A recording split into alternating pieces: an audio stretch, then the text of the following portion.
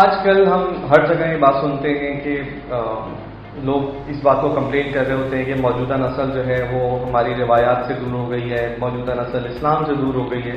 اچھا، یہ پچھلی نسل کے جو ہمارے اسلاف تھے وہ بھی اپنی نسل کے بارے میں یہی کمپلین کرتے تھے، لیکن بہت کلیئر بات سمجھنے کی بات ہے۔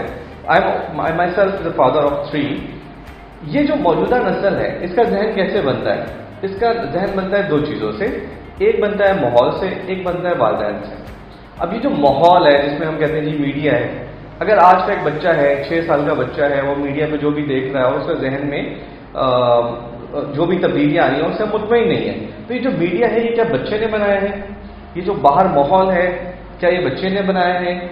ایک بچہ اپنے گھر میں یہ دیکھ رہا ہے کہ جب اس کے گھر میں گیٹ پہ نوک ہوتی ہے اور اس کے والد صاحب بتاتے ہیں کہ جی باہر جا کے بتا دو کہ میں نہیں ہوں گھر پہ، یا وہ فون پہ دیکھ رہا ہوتا ہے کہ اس کے والد یا والدہ غلط بیانی سے کام رہ رہے ہیں، ایسے بچے سے ہم توقع کر رہے ہوتے ہیں کہ وہ سچ بولے۔ بالکل اسی طریقے سے ہم اپنی زندگی میں حضور علیہ السلام کی سیرت کی جو بھی امپلیمنٹیشن کر رہے ہوتے ہیں وہ بھی ہمارے بچے دیکھ رہے ہوتے ہیں، وہ بالکل ان کے سامنے ہوتی ہے۔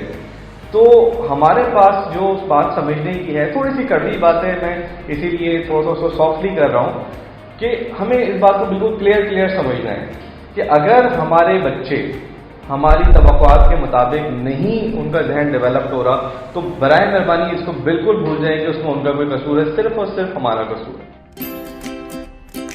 Subscribe to my YouTube channel and don't forget to click on the bell icon to get notifications about new videos. Follow me on Facebook and Twitter. Thank you for watching.